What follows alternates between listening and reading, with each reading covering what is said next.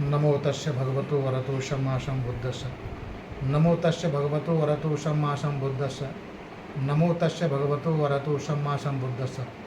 सर्वप्रथम महाकारुणिक सम्यक संबुद्ध को त्रिवार वंदन करते हुए तदोपरांत परम पूज्य पुरुषोत्तम बाबा साहब डॉक्टर भीमराव अम्बेडकर जी के प्रति कृतज्ञता का भाव प्रकट करते हुए तदोपरांत श्रद्धावान उपासक, श्रद्धावान उपासकाओं और बच्चों, आप सभी के प्रति मंगल मैत्री की भावना प्रकट करते हुए आज इस परिवार के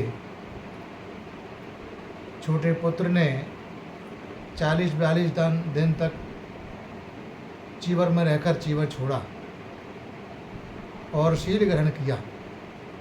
यानी 40-42 दिन भगवान बुद्ध का जो मार्ग है उस पर चलने का प्रयास किया। यथासंभव यथाशक्ति धर्म का पालन करने का प्रयास किया। धर्म का पालन पुण्य की वृद्धि करता है और पुण्य वृद्धि हमारे वर्तमान जीवन में काम आने वाली होती है और भविष्य के जीवन में भी काम आने वाली होती है। पुण्य हमारी मदद करता है। पुण्य बढ़ाने के लिए हमें यथासंभव प्रयास करना चाहिए। यथासंभव प्रयास कैसे करते हैं? जैसे शील दिए अभी 5 शील, इन 5 शीलों को ठीक प्रकार से पालन करना चाहिए और समय रहते महीने में 4 उपवास होते तो 5 शील में पकने के लिए कम से कम 4 उपवासों को धारण करने का प्रयास करना चाहिए। यह हमारे हित के लिए, हमारे सुख के लिए है, हमारे वर्तमान के भविष्य के दोनों के हित के लिए कल्याणकारी मार्ग है भगवान बुद्ध का। उस पर चलने का प्रयास करना चाहिए। भगवान बुद्ध ने जीवन को उन्नतशील बनाने के लिए ये शीलों का विधान किया है। किसी के मन में कभी कभी कोई शंका इस प्रकार की होती है, जैसे हमने अभी शील दिए हैं, पहला ही शील दिया पाणातिपाता वीरमणि सिक्खा पतंग समाधियामि। बहुत सारे लोगों के द्वारा ऐसा देखा गया है और होता भी है कि लोग जो बौद्ध उपासक होते हैं, बौद्ध भिक्षु होते हैं, किसी प्राणी की हिंसा नहीं करते लेकिन मांस खाने का काम करते। मांस खाने का काम करते हैं तो लोगों के मन में शंकाएं होती हैं। शंकाएं होती हैं कि ये कैसा शिक्षा है, कैसा शील है, झूठा शील है। इधर कहते हैं कि प्राणी हिंसा नहीं करनी चाहिए और उधर बहुत भिक्षु भी मांस खाते हैं, उपासक भी मांस खाते हैं, तो कैसा शील है? ये तो झूठा शील है, झूठी शिक्षा है। ऐसी शंकाएं आज भी उठती हैं और पहले भी उठती थीं। भगवान बुद्ध के समय में एक सिंह सेनापति करके नाम के जैन धर्म का मानने वाला था। उसके मन में भी यह शंका उठी, क्योंकि भगवान बुद्ध के उपासक लोग भिक्षुओं को जब भिक्षाटन करने जाते तो उन्हें दान में जो बनता वो देते, उसमें मांस मछली भी होती थी। तो वो लोग देखते थे तो उनके मन में यह शंका होती कि देखो, अपने को सर्वज्ञ कहते हैं, महाकारुणिक कहते हैं, तथागत कहते हैं और झूठी शिक्षा देते हैं।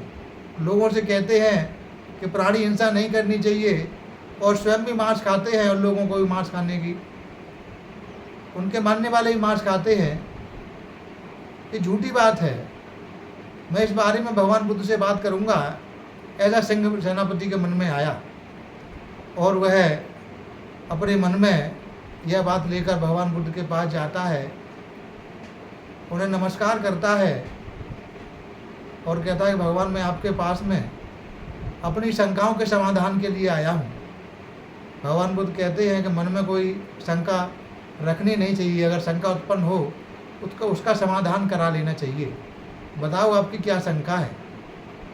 तो भगवान बुद्ध, मेरी शंका ये है कि आप अपने भिक्षुओं को, संघ के सभी लोगों को शिक्षा देते हैं कि प्राणी हिंसा नहीं करनी चाहिए और अपने उपासकों को, उपासकाओं को भी शिक्षा देते हैं कि प्राणी हिंसा नहीं करनी चाहिए। पहला ही शील आपने बोला है कि पाणातिपाता वीरमणि सिक्खापदं समादयामि। और हमने ये भी देखा है कि आप ये शिक्षा दे रहे हैं, हमने शिक्षा को देते हुए देखा है। और हमने ये भी देखा है कि बिच्छू लोग भी, आप लोग भी मांस को खाते हुए देखे गए हैं। आपके उपासक लोग भी, उपासका लोग भी घर में मांस को पकाते हैं और खाते हुए देखे गए हैं। तो ये मेरे हमारे समझ में नहीं आ रहा कि भगवान ये कैसा आपका शील है। आप इतने बड़े गुरु होकर झूठी बात करते हैं, झूठी शिक्षा देते हैं, आपको आखिर क्या डर है, इसलिए आप झूठी शिक्षा देते हैं। भगवान बुद्ध कहते हैं कि हमें किसी बात का कोई डर नहीं है। आपकी शंका जो है उसका समाधान होगा। तो आपका क्या काम करते हैं कि मैं सेनापति हूँ, आप किस मान्यताओं को मानने वाले हैं कि मैं जैन मान्यताओं को मानता हूँ, कि उनका क्या शिक्षा है, कि उनकी शिक्षा प्राणी हिंसा से पूरी तरह व्रत रहने की है। कि वो कैसे, कि हम लोग सूर्य अस्त होने से पहले ही भोजन को ग्रहण कर लेते, अस्त होने के बाद में नहीं ग्रहण करते, क्योंकि छोटे छोटे कीड़े आते। और पानी भी छान के पीते हैं कि किसी भी जीव जंतु की हमारे द्वारा हत्या न हो जाए। हम बड़ा ख्याल करते हैं और प्रक्षण ख्याल करके जीवन जीते हैं। उस धर्म के मानने वाले हैं कि अच्छा, तो आप इसका पालन करते पूरी तरह से कि हाँ भगवान, हम पूरी तरह से इसका पालन करते और चूक नहीं होने देते। तो हमें एक बात बताएं, भगवान कहते हैं कि आप सेनापति हैं और आपके राज्य में कोई विदेशी आदमी हमला करता है, दूसरे सेना का आदमी, दूसरे देश का आदमी आपकी देश की सीमा में हमला करता है, तब आप क्या करते कि भगवान हम उसको पूरी शक्ति के साथ वहाँ से अपनी सीमा से भगाने का काम करते हैं, उससे भगाने के लिए युद्ध भी लड़ते हैं। कि अच्छा आप युद्ध भी लड़ते हैं, कि हाँ युद्ध भी लड़ते हैं। तो युद्ध में क्या होता है, हत्या, किसी की कोई मारा जाता है कि नहीं मारा जाता है, कि नहीं भगवान, हिंसा होती है, दोनों तरफ से हिंसा होती है। हम भी उन्हीं को मारते हैं, वो भी हमारों को मारते हैं, हम पूरी शक्ति के साथ उन्हें खदेड़ने का काम करते। कि अच्छा तो आप भी जब मुकाबला करते हैं तो आपके द्वारा भी लोगों के साथ हिंसा होती है, मारे जाते हैं क्या, कि हाँ भगवान मारे जाते। तब भगवान कहते हैं, हे सिंह सेनापति, अभी तुम कह रहे थे कि तुमने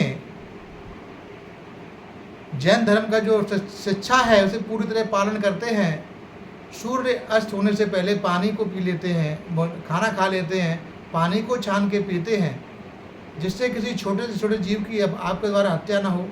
उधर आप अपने पूरे शक्ति के साथ अपने दुश्मन से मुकाबला करते हैं, जान ले लेते हैं। तो ये कैसा आपकी शिक्षा है? क्या आपको किसी का डर सता रहा है तो आप झूठी बात कह रहे हैं? कि नहीं भगवान, मैं झूठी बात नहीं कह रहा हूँ, ये सत्य है, वो हमारी जिम्मेदारी है, हमारा कर्तव्य है। हम सेनापति हैं और हमें उस सीमा पर हर हाल में दुश्मन से बचाना है, उसकी रक्षा के लिए हमें किसी की जान भी लेनी पड़ती। तो आपको कोई डर नहीं है, किसी का भय नहीं है कि हाँ हमें कोई डर नहीं, सत्य कह रहा हूँ। तो सेनापति, सिंह सेनापति, ये बताओ, आपने या आपके किसी चेलों के द्वारा, दोस्तों के द्वारा, मित्रों के द्वारा या साथियों के द्वारा ऐसा सुना गया है कि भिक्षु लोगों ने कभी कहा हो किसी को कि आज हमको उपासक मांस खाना है और आज तुम हमको मांस खिलाओ, हमें मांस खाने की इच्छा है, आज तुमको मांस पका के खिलाना है? ऐसा सुना है क्या? कि ऐसा तो कभी सुनने में नहीं आया। अच्छा, क्या कभी तुमने ऐसा सुना है क्या किसी उपासक ने किसी भिक्षु को बोला हो कि बंते जी आज हम आपको मांस खिलाएंगे और बढ़िया मांस खिलाएंगे? कि नहीं, ऐसा भी नहीं सुना गया। तो या फिर कभी किसी उपासक ने या कभी भिक्षु ने परोक्ष रूप से किसी जीव को देखकर बोल दिया हो कि जैसे कोई जीव सामने से गुजर रहा है और भिक्षु के मुंह से निकला कि इसका मांस बड़ा अच्छा होगा, तो भिक्षु ने कह दिया उपासक श्रद्धावान है तो उस मांस को पका के खिलाएगा। ऐसा सुना है क्या? कि ऐसा भी नहीं सुना गया। तो सिंह सेनापति यहाँ आपको इस शील को दो भागों में बांटकर समझना होगा। एक चेतना पर निर्भर करता है कि जैसे कोई व्यक्ति एक चोर है और चोरी के उद्देश्य से वह रास्ते पे बैठा है और कोई राहगीर आता है, उस राहगीर को लूटने के लिए उस पर हमला करता है, चाकू से वार करता है, उसको लूट लेता है, उसका पेट फाड़ देता है और व्यक्ति को मर जाता है। उस चोर के द्वारा उस राहगीर के पेट फाड़ने पर चोरी के उद्देश्य से किया गया हमला और व्यक्ति मर जाता है। दूसरा, एक डॉक्टर किसी रोगी का इलाज करता है, उसके पेट में फोड़ा है और पेट का फोड़ा ऑपरेशन से ठीक होगा तो वह उसका इलाज करता है, पेट फाड़ता है और संयोगवश ऐसा होता है वो व्यक्ति भी मर जाता है। तो सिंह सेनापति आप बताएं, दोनों में से दोनों का जो हत्या, दोनों के द्वारा मौत हुई, दोनों के द्वारा पेट फाड़ा गया और दोनों लोग व्यक्ति मारे गए, तो दोनों का क्या परिणाम आने वाला है, आप निश्चय करके दें। तो सिंह सेनापति कहता है कि भगवान, जिसने जानबूझ के हत्या की उसको उसका दंड मिलने वाला है, उसे कोई बचा नहीं सकता। और जो उसके भले के लिए, कल्याण के लिए, उसके इलाज के लिए उसका पेट फाड़ रहा था, संयोग से मर जाता है तो उसका उसमें कोई अपराध नहीं है। तो उपासक सिंह सेनापति, तुमने सटीक उत्तर दिया। प्राणी हिंसा नहीं करनी चाहिए। कहने का आशय ये है कि हमारी जो चेतना है किसी प्राणी को मारने की नहीं होनी चाहिए। मांस खाने के लिए ही सही, अगर किसी का मांस अगर खाने के लिए उसकी हत्या करते हैं तो ये दोष का काम है, पाप कर्म है। और अगर कोई व्यक्ति इस प्रकार की चेतना नहीं है और वह इस प्रकार का अगर खाद्य पदार्थ सेवन करता है तो वो उसका इतना दोषी नहीं है। तो वह सिंह सेनापति समझ जाता है और तब भगवान उससे कहते हैं कि सिंह सेनापति, दो बात हम और पूछना चाहेंगे, संक्षेप में बताने का काम कर रहे हैं कि जैसे कोई व्यक्ति हत्या करता है, चोरी करता है, अनाचार करता है, वाणी से दूसरों को ठगने का काम करता है, झूठ बोलने का काम करता है, गुमराह करने का काम करता है, अफवाह फैलाने का काम करता है और नशा पता करने का काम करता है, लेकिन वह मांस नहीं खाता।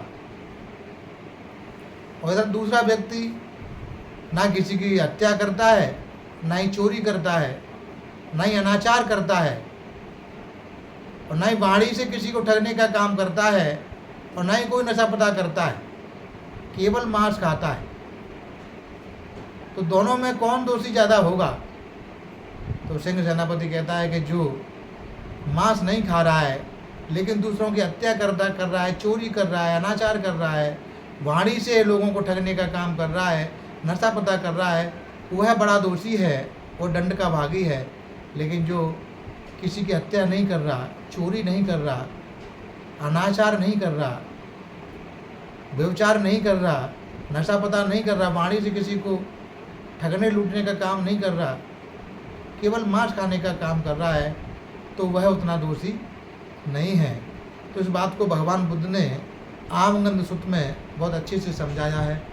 तो ये शंका है मन में, इस प्रकार की नहीं रखनी चाहिए।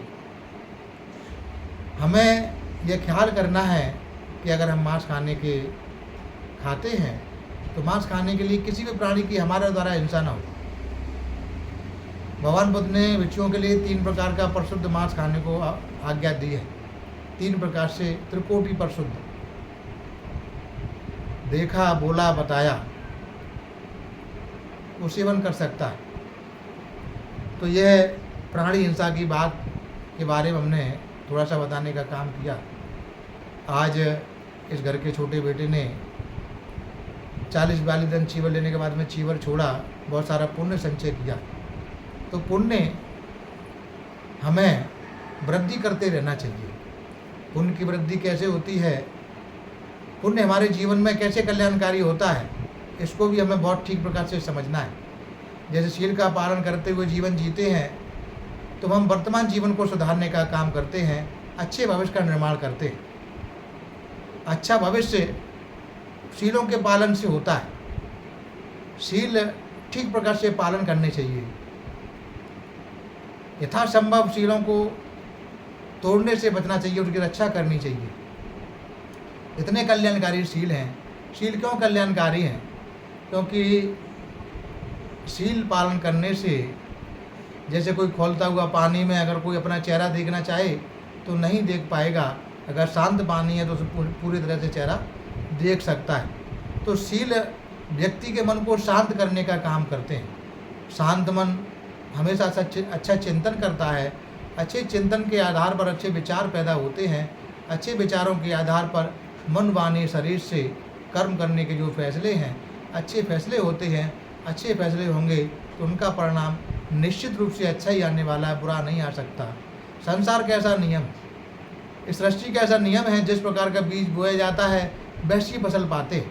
अगर हम जीवन में उन्नति प्राप्त करना चाहते हैं, आगे बढ़ना चाहते हैं, हम अपना नाम ऊंचा उठाना चाहते हैं, परिवार का नाम ऊंचा उठाना चाहते हैं, समाज का भी नाम रोशन करना चाहते हैं, तो उसके लिए अनिवार्य आवश्यकता है कि अपने को शीलवान बनाने का काम करें। और शीलवान बनाने के लिए हमें आवश्यकता क्या है कि अपने बड़ों का आशीष, जैसे भगवान बुद्ध ने कहा है, माता पितु पट्ठानंग पुत्र दारस संग हो अनाकुला च कम्मंता एतंग मंगल मुक्त मन। भगवान बुद्ध कहते हैं कि माता पिता का उपठान करना चाहिए, बड़ों का उपठान, सेवा सत्कार, आज्ञा का पालन ठीक प्रकार से माता पिता उपठान, पुत्र दारस संग हो, परिवार के सभी लोगों का सही देखभाल करनी चाहिए। ऐसा करने से उत्तम मंगल होता है। तो भगवान बुद्ध ने माता पिता का उपठान करने के लिए क्यों कहा, क्या कारण है? 5 प्रकार से माता पिता बच्चों पर अपनी अनुकंपा करते हैं। भगवान बुद्ध ने कहा, संसार में ईश्वर नाम की कोई सत्ता नहीं है। अगर किसी को ब्रह्मा करके पूजा जा सकता है, वो माता पिता होते हैं। ब्रह्मा 4 मुंह वाला नहीं, 4 गुणों वाला ब्रह्मा होता है। माता पिता अपने हृदय में संतान के लिए 4 गुणों को धारण किए हुए रहते हैं। अनंत करुणा, अनंत मुदिता, अनंत मैत्री, अनंत उपेक्षा माता पिता के हृदय में अथाह रूप से रहती हैं। भगवान बुद्ध ने कहा है, एक कंधे पर माँ को बिठा ले, एक कंधे पर पिता को बिठा ले। इस संसार के चक्कर लगाएं, और संसार के चक्कर लगाते हुए माता पिता पूरे सृष्टि के चक्कर लगा दे हम कंधे बिठाकर, फिर भी उनके ऋण से मुक्त नहीं हो सकते। उनके ऋण से हम हल्का कर सकते हैं। हल्का कैसे कर सकते हैं? धर्मवान बनकर, धर्मवान बनाकर। तो धर्मवान बनने के लिए, धर्मवान बनाने के लिए शील का पालन जरूरी है। माता पिता को ब्रह्मा क्यों कहते हैं? माँ 9 महीने अपने बच्चे को अपने कोख में रखती है और कोख की रक्षा करती है, सारे कष्ट सहते हुए कोख पर हाथ नहीं आने देती, हर प्रकार का कष्ट उठाती है, और फिर बच्चा जन्म लेता है। पिता पोषण करता है, देखभाल करता है, हर प्रकार से रक्षण करता है। फिर जन्म लेने के बाद में बच्चे का ठीक प्रकार से ख्याल करती है, स्वयं कष्ट सहती है, गीले पर सोएगी। माँ बच्चे को सुख पर चलाने का काम करेगी, अपने हृदय का दूध पिलाती है। पिता देखभाल करता है और कोई उपेक्षा नहीं रखता, मैत्री भाव से, करुणा के भाव से, उपेक्षा के भाव से अनंत रूप से करता है। धीमे धीमे वो बच्चा बड़ा होता है। माता पिता के संरक्षण में, पालन पोषण में हर प्रकार का कष्ट सहते हुए माता पिता हर प्रकार का सुख संतान को देने का काम करते हैं। बच्चा धीमे धीमे 5 साल का होता है तो उसका जो दायरा है माता पिता तक सीमित होता है। तो माता पिता बच्चे का दायरा बढ़ाने का काम करते हैं, उस पर अनुकंपा करने के लिए कि उसको ज्ञान की वृद्धि हो तो किसी कॉलेज में, किसी स्कूल में दाखिला कराते हैं, बच्चे के ज्ञान की वृद्धि के लिए, उसका दायरा बढ़ाने के लिए। और वहाँ ज्ञान की वृद्धि के लिए बच्चा पढ़ता है, धीमे धीमे पढ़ता जाता है, थोड़ा उसका भी उम्र बढ़ता है और बढ़ते बढ़ते वो अपना दायरा और बढ़ा लेता है। 10-12 साल की उम्र में जब बच्चा आता है तो उसका दायरा और बढ़ जाता है। अब वह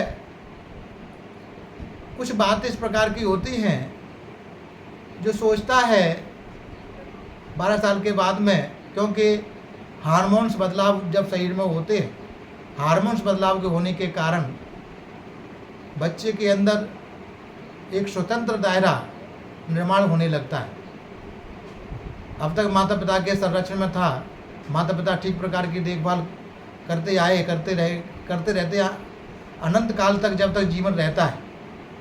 लेकिन बच्चे का जब दायरा बढ़ता है, वो अपना दायरा बढ़ाता है, जब शरीर में हार्मोन्स के बदलाव होते हैं, चेंजिंग के बदलाव होते हैं, तो एक आकर्षण की स्थिति पैदा होती है हार्मोन्स चेंजिंग के कारण, हार्मोन्स बदलाव के कारण।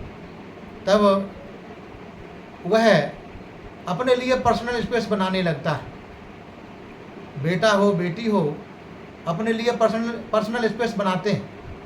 और वह पर्सनल स्पेस में बहुत सारी बातें माता पिता से छुपाते हुए दोस्तों के साथ, क्योंकि अपना दायरा बढ़ाते हैं, दोस्त बनाते हैं, उनके साथ में जीवन गुजारते हैं, समय गुजारते हैं। बहुत सारी बातों को वो भूल जाते हैं कि माता पिता ने हमारे ऊपर कितना उपकार किया है। हमको कुछ नहीं आता था, कुछ नहीं जानते थे, चलना फिरना, उठना बैठना, खाना पीना सब माता पिता ने सिखाया। पानी किसे कहते हैं, खाना किसे कहते हैं, किसको नाना कहते हैं, किसे नानी कहते हैं, किसे पापा कहते हैं, किसे चाचा कहते हैं, सारा कुछ माता पिता ने सिखाया। अब उनके सिखाए हुए सब कुछ सिखाया है और उन्हीं से हम कुछ छुपा कर अपना पर्सनल स्पेस बनाने का काम करते हैं और जीवन में सोचते हैं कि हम कुछ अच्छा कर रहे हैं। माता पिता को रोकने का काम करते हैं तो चुभने लगते हैं। कभी कभी जब चुभने लगते हैं, और हर बच्चे के साथ में इस प्रकार का कभी स्थिति पैदा होती है, तो एक ही समझ के 2 व्यक्ति मिल जाते हैं कि माता पिता मुझे भी टे करते रहते हैं। इस प्रकार की बातें जब निकल के आती हैं, तब वह हार्मोन्स के बदलाव के कारण चेंजिंग की अवस्था है, कुछ चेंज करने का, बदलाव करने का काम करते हैं, क्योंकि आकर्षण की स्थिति पैदा होती है। इस अवस्था में आकर्षण होता है और जिधर आकर्षण हो जाता है उधर ही बच्चा बह जाता है। उस बहाव में, उस बहाव को रोकने के लिए, उस भाव में जाने से बचने के लिए आवश्यकता है मैत्री भावना की। यहाँ ऐसा लगता है बच्चों को कि माता पिता हम पर शासन करने का काम करते हैं, लेकिन माता पिता के हृदय में हमेशा मैत्री रहती संतान के लिए। अगर डांटते टोकते हैं तो कल्याण के लिए, वो अपनी मैत्री भावना दिखाते नहीं हैं, लेकिन मैत्री रहती है, शो नहीं करते, उसे जताते बताते नहीं हैं, लेकिन भाव उधर बहता है कि जहाँ लोग अपनी झूठी मैत्री दिखाने का काम करते हैं, झूठी मित्रता दिखाने का काम करते हैं, उस भाव में बच्चे बह जाते हैं। तो उससे बाहर निकलने का प्रयास बच्चों को करना चाहिए, क्योंकि ये अवस्था है 12-13 साल से ऊपर 25 साल तक की अवस्था है, जिसमें पूरी तरह से मैच्योरिटी नहीं आती, धीमे धीमे आती है। और हम ऐसा समझ लेते हैं कि हमने दुनिया का सारा कुछ देख लिया, हमारे माता पिता ने कुछ नहीं देखा। तो माता पिता को अबोध न समझकर, क्योंकि उन्होंने हमारा पालन पोषण किया है, संसार में हमसे ज़्यादा जीवन जिया है, उन्होंने देखा है, तो उनके ऋण से हम कभी मुक्त नहीं हो सकते। ऐसा मन में हमेशा पैदा करके भाव रखें। अगर आपको ऐसा नहीं लगता है कि ऐसा ऋण से मुक्त हो जाएंगे, तो कम से कम माता पिता तुम्हारा 5 साल तक, जब आपको कुछ नहीं आता, आपका संडास साफ करते हैं, आपके पेशाब अगर अंग पे कर देते हैं, कपड़ों पे कर देते हैं, प्रसन्न मन से सह लेते हैं। अपने माता पिता का करके देखो, 1 साल ही करके देख लो, मालूम पड़ जाएगा माता पिता कितना मतलब खुशी खुशी करते इस काम को। तो इतना उपकार माता पिता का होता है, उस उपकार को कभी भूलना नहीं चाहिए। धर्म के रास्ते पर लगने का प्रयास करना चाहिए, अपने जीवन को ऊंचे उठाने के लिए काम करना चाहिए। समय का बहाव है, समय का प्रेशर है, जो बढ़ती उम्र में बच्चों पर इसका प्रभाव पड़ता है। उस उम्र में माता पिता का भी एक दायित्व है कि माता पिता के स्थान से थोड़ा उठकर बच्चों के साथ में मैत्री भाव से उनके साथ व्यवहार करें। कहीं कोई गलती है, कहीं कोई कुछ है, तो मैत्री भाव से उसको कोऑपरेट करें, समझाने का काम करें। जैसे कि फॉर उदाहरण के लिए, क्योंकि जब अट्रैक्शन का मामला है, उम्र में इस प्रकार का होता है, कोई बेटा या कोई बेटी दोस्त बनते हैं, लड़का लड़की को दोस्त बना लेता है, लड़की लड़का को दोस्त बना लेती है। अब ये अट्रैक्शन का मामला है, और जब ये मालूम पड़ता है माता पिता बिगड़ जाते हैं, ये क्या हो गया, तुम्हें क्या करने को भेजा, तुम क्या करने लगे। तो ऐसी अवस्था में बहुत ही समझदारी की आवश्यकता है। सबसे ज़्यादा समझदारी की आवश्यकता है कि बच्चों को जो पर्सनल स्पेस की जो डिमांड है, इनको मन में बैठ गई है, तो कोई दोस्त बनाया है, उससे तुम भी दोस्ती स्थापित करो। घर पे बुलाओ, दोनों को बुलाओ, उठाओ बैठाओ, जिससे कि उनको अंदर का झिझक है वो बाहर निकलने का काम करेगा। और कोई बात छुपाने का नहीं, एक फ्रेंड सर्कल का दायरा बढ़ाने का काम करें माता पिता अपने बच्चों के लिए। और बच्चों को भी माता पिता के भरोसे को तोड़ना नहीं चाहिए किसी भी हाल में, क्योंकि माता पिता जो भी काम करते हैं बच्चों के भलाई के लिए सारा जीवन लगा देते हैं। बच्चों के सुख के लिए जो बन पड़ता है वो करते हैं। पिता नहीं देखता काम करते हुए कि क्या सही है क्या गलत है, बच्चों को कैसे से कैसे अच्छी सुविधा दे सके, कैसे से कैसे सुख दे सके, उसके लिए जो अच्छा लगता है करने का काम वो करता है। ज़्यादा पैसे की आवश्यकता तो ज़्यादा पैसे वाला काम करता है बच्चों को सुख सुविधा देने के लिए, अपने लिए नहीं। 2 रोटी कैसे भी खा सकते हैं, छोटे छोटे काम करके खा सकते हैं, लेकिन बच्चों को अच्छी शिक्षा देनी है, अच्छे कपड़े देने हैं, अच्छा घर देना है, तो उसके लिए मेहनत करता है। और कभी कभी मेहनत करते हुए लीगल काम के जगह पर अनलीगल काम भी करने लगता है, संतान के लिए, अपने लिए नहीं। तो ये सब त्याग की जो भावना है माता पिता के हृदय में, वो बच्चों को समझनी चाहिए। और बच्चे इस बात को समझते हुए इस उम्र के भटकाव में बहें नहीं, रोकें। कहीं कोई गलती हो जाए तो एक सच्चे हृदय से स्वीकार करें माता पिता के सामने।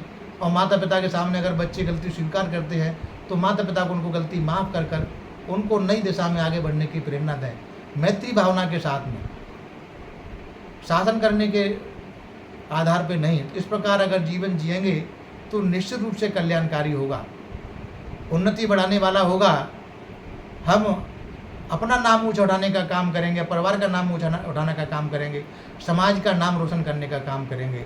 अगर हम इस बढ़ती उम्र में अपने मन को बहकने से नहीं रोका तो हम स्वयं गड्ढे में जाएंगे, अपने भविष्य को गड्ढे में ले जाएंगे, माता पिता के भविष्य को भी गड्ढे में ले जाने का काम करेंगे।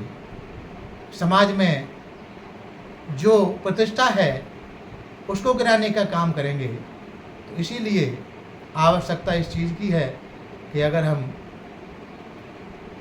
अच्छा अपना जीवन चाहते हैं और अच्छे जीवन को सारे प्रकार के सुख सुविधा के जीवन जीना चाहते हैं तो अपना पूरा फोकस अपने भविष्य को बनाने में लगाना चाहिए।